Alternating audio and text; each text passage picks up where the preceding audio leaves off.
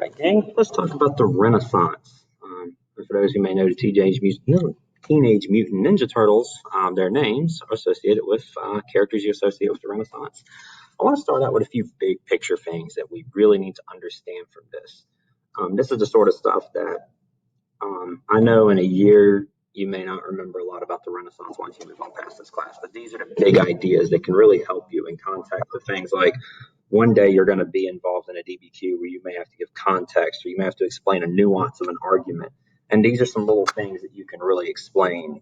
For instance, one way you might be able to show a complex argument is if you're talking about the Renaissance, you may say something like my second bullet point. You know, the Renaissance, although we think of it as this time of great artistic expression, great time of advancement of thought and such, the reality is it was, at least the Renaissance as we're going to study today, it was one family, the Medicis, and one city, or city-state rather, of Florence, and really limited to the group of people they chose to make art for themselves. And it really was an improvement in this one city. But to move on down to the last bullet point, for average people, the average person born, I mean, unless they happen to attain greatness, and as in they get picked up by an artist, or get picked up to be a writer or an artist of some sort, most people live as they always have. Most people at this time are illiterate. Most people, as in easily 80 to 90% of the population, work in some form of agricultural. On Sundays, they wake up and take their family to church, and that is a Catholic church. And most people have never had savings in history. A flood could ruin your life. Today, it could ruin your life, but this idea that if there was a massive flood or a tornado or a drought today, that we would all starve and die has become more prehistoric. We hopefully won't see that level because we have learned how to save. We've learned new ways to, and that may be saving food, saving money. But at this time, most people live and they basically make enough for a subsistence level life today. It's also important that modern means something so different. And over the last several hundred years, people have called themselves modern in terms of how they think, how they live, the technology they live on a day-to-day basis. Since the 1400s, people have called themselves modern to the point that if you really want to go dig into history, there's people who call themselves postmodern today as well. So we need to talk about a few cultural developments that are going on here. The transition to the Renaissance, remember, this comes out of a plague, and there's been a lot of death in Europe over the last 30 to 40 years as the plague comes in a few different waves. There's some major thinkers that we're going to go over later. I do want to reiterate this idea of the woman and the family, and the man in particular as well. The Middle Ages starts to reiterate this idea that a woman is a nurturing caretaker. A man is like the center of power in the family. He is a provider. But the certain ideals of what we consider masculine have existed for hundreds of years, thousands of years even. And it becomes reiterated in the art and literature and the thinking of this time period that a man is not necessarily supposed to be a nurturing character. The man is supposed to be a tough, powerful man who works hard, provides for his family, while the woman takes care of the home. Not necessarily the idea of cook, clean, but definitely that it is her role to take care of the babies that she is supposed to provide for her man. Medicine's going to start getting better. There was the four humors, and that every sickness was a imbalance of your four humors. There's an idea of a social hierarchy, which certainly can be various different ways. But I want to move on from those ideals and talk about modern. The Renaissance is the beginning of a modern time period. Again, we've called ourselves modern in this sense, but we'll look at what new technology exists. This PowerPoint won't go too much into technology and intellectuals. A lot of that's going to be what we call the Northern Renaissance. But the idea of who has power, who controls the church, and the church's role in power, social structures, economics, trade is all going to be becoming modern, to keep reiterating that word. We'll look at the printing press more with the Northern Renaissance, but we definitely need to keep in mind that there is a printing press coming, and it is going to be possibly the most influential invention in all of history. So I like to talk, I think I talked about this in my last video on the Middle Ages and the Plague, but this idea of when were the good old days? I've reiterated before, I only know one fact about the good old days, and that's that they were never today. So in the Renaissance, we're going to see a rebirth, a revival is what this term means. But what are we seeing reborn? What's being revived? Well, the whole idea of how we came to call the Middle Ages is actually from the Renaissance, which I'll get into momentarily. But the idea here was that the ancient Greeks and Romans were these people we kind of put on a pedestal of sorts. We really emphasized technology, the learning, the style, the language even. Latin becomes, and even today if we study Latin, we're following this idea that was the language of the educated and enlightened people. And that time period kind of got lost. The Greeks were replaced by the Romans fell. There wasn't really a power figure in Europe after that. And so we see a time where we want to get back to that. We want to get back to those good old days of the ancient Greeks and the Romans.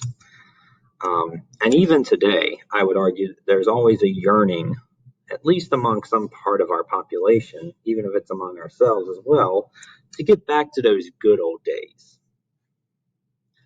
And you can certainly drop in a lot of explanation for that. So I said I would say, why do we call it the Middle Ages? Well, it was or the Renaissance rather. Jacob Burckhardt was the first one who coined the term a Renaissance. And when he wrote his studies of this era of history, he said that the 14th and 15th century of Italy led to a new set of values, which we're going to look at, especially with Northern Renaissance thinking. There is a new set of values. There is a rebirth of art.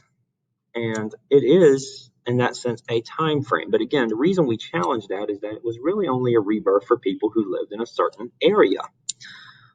For instance, there was a great Renaissance, and hopefully you can see my mouse, if you lived in this area. If you lived anywhere else in Europe, the Renaissance is just like what to most people. Even in that area, if you were a poor farmer, there was no Renaissance for you. I'm sorry. So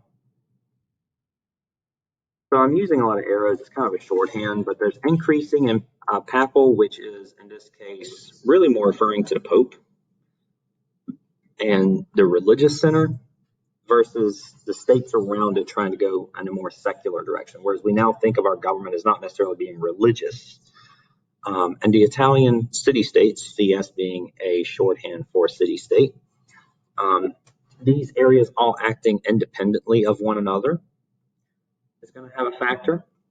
There's going to be some rivalry among them. There's also an increase in trade, which if we back this map out in a moment, a lot of the trade is coming from Asia. It goes through Italy at some point. And so all of this trade with the rest of Europe, all of this idea, all of these things that come from Asia, which if we back up before this time period, China was like the world superpower. And all of those good things that from Asia that people want are coming through Italy. And that's leading to a lot of money coming from them. And here we go. Here's the map I mentioned.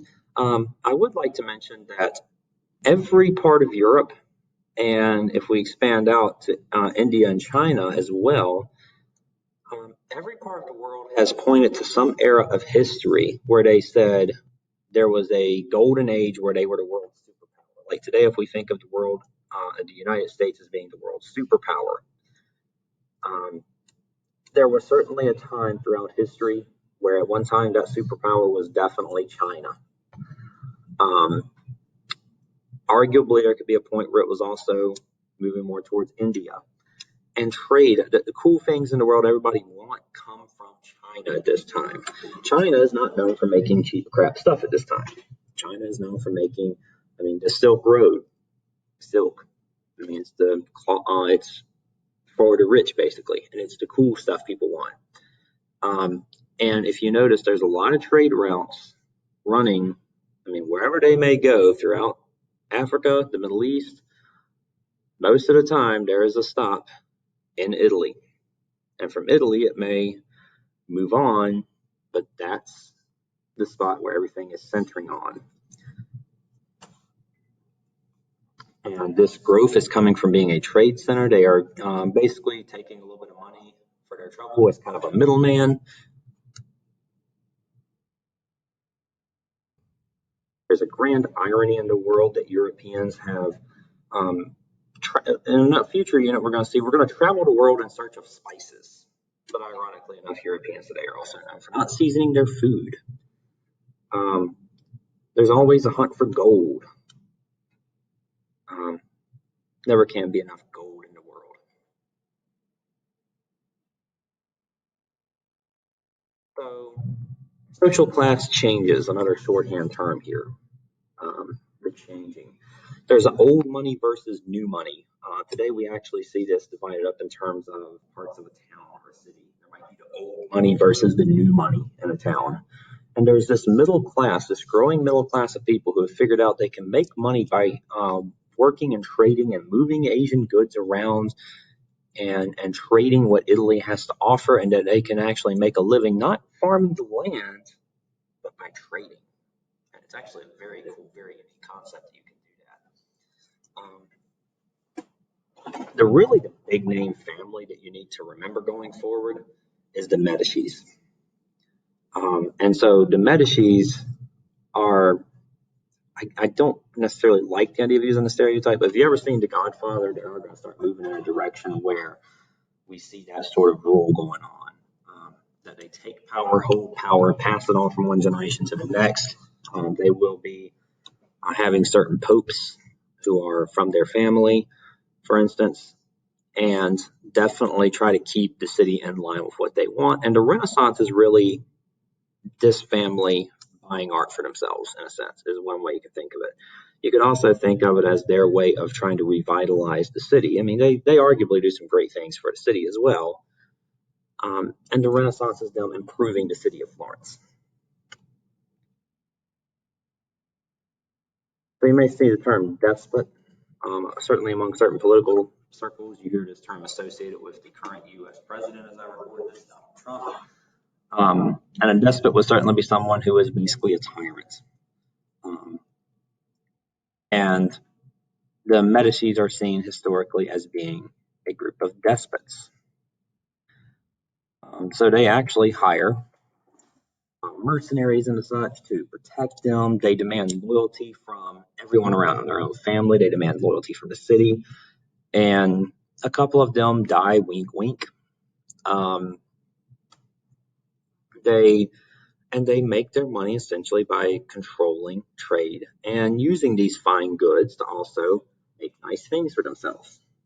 They also then start looking towards ancient Greek and Roman ideas of architecture, that sort of thing. And they really make their money as well, while there's a middle class that's making their money through trade. The Medicis are going to make their money through banking. And there will certainly be a lot of stereotypes surrounding banking, and they can reinforce a bit of it. Usury, in a sense, the making of money by charging interest. And they have the largest bank in Europe.